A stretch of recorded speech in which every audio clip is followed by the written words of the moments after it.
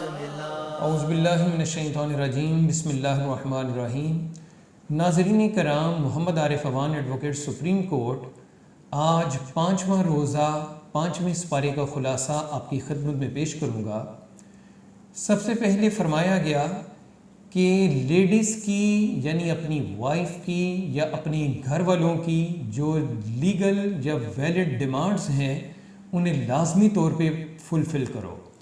کیونکہ ہم سمجھتے ہیں کہ صرف غریبوں یتیموں کو دینا ہی،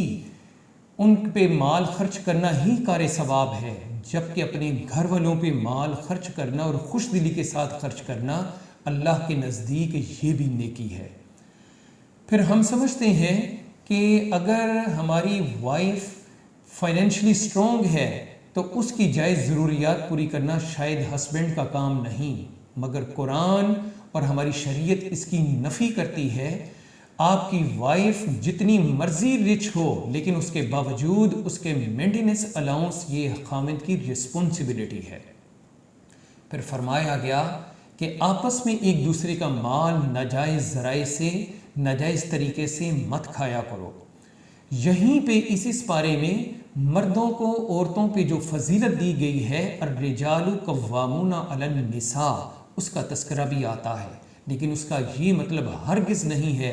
کہ تم عورتوں کو زج کرنا شروع کر دو، تم عورتوں پہ مینٹلی اور فزیکلی ٹارچر کرنا شروع کر دو، یا ان کی انسلٹ کرنا شروع کر دو، یا انہیں جائز رسپیکٹ دینی بند کر دو، بلکہ فرمایا گیا کہ یہ تمام کی تمام چیزیں ان کے رائٹس میں شامل ہیں، انہیں سٹیٹس دیا جائے۔ پھر ہمارے معاشرے کا ایک بہت بڑا المیہ یہ ہے کہ یہاں پہ دیگر چیزوں کے ساتھ ساتھ ہمیں عدل کی بھی بہت زیادہ کمی نظر آتی ہے، چاہے عدالتوں کے باہر ہو چاہے عدالتوں کے اندر ہوں، لوگ انصاف لینے کے لیے ترس گئے ہیں۔ تو باقی عبادتوں کے ساتھ ساتھ عدل کا قائم ہونا یہ بھی تقویٰ کے بہت زیادہ قریب ہے۔ پھر فرمایا گیا اگر تم سے گناہ سرزد ہو جائیں، تم سے غلطیاں سرزد ہو جائیں، تو اس کا طریقہ کار یہ ہے کہ تم بارگاہ رسول صلی اللہ علیہ وآلہ وسلم میں حاضر ہو جاؤ، در مصطفیٰ پہ جاؤ، وہاں پہ جا کے اللہ کریم سے معافی مانگو، اور رسول صلی اللہ علیہ وآلہ وسلم بھی تمہاری سفارش کر دیں تو یقیناً اللہ کریم معاف بھی کرے گا اور تم پر رحم بھی کرے گا۔ لیکن سوال پیدا ہوتا ہے کہ وہ غریب لوگ کدھر جائیں جن کے پاس فائنانس اتنا زیادہ نہیں ہے؟ تو یقیناً اگر وہ مدینہ الرسول صلی اللہ علیہ وآلہ وسلم میں نہیں جا سکتے تو وہ یہیں پہ توسلاً اور توجہاً حضور علیہ الصلوۃ والسلام کی بارگاہ میں حاضر ہو جائیں، درود و سلام کا نذرانہ پیش کریں اور یہیں پہ اللہ کریم سے معافی مانگیں تو اللہ کریم یہاں پہ بھی معاف کر سکتا ہے۔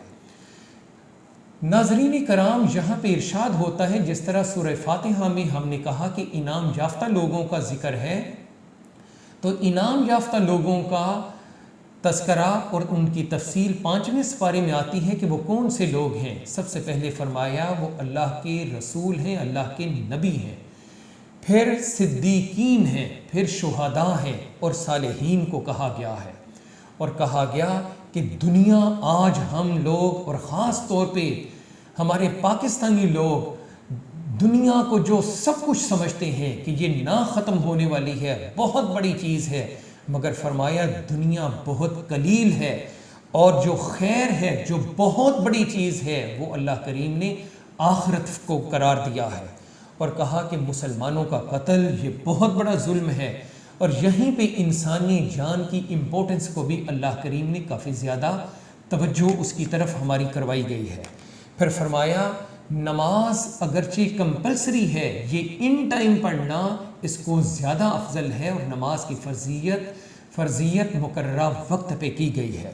پھر شرک سے ہمیں روکا گیا ہے،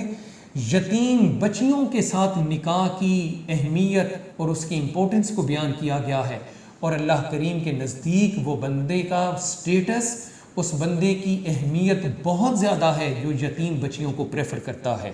اور کہا گیا کہ منافقین کا قیامت کے بعد جو ٹھکانہ ہوگا وہ دوزخ کا سب سے نچلا حصہ ان کا ٹھکانہ ہوگا۔ اللہ کریم ہمیں عمل کی توفیق عطا فرمائے۔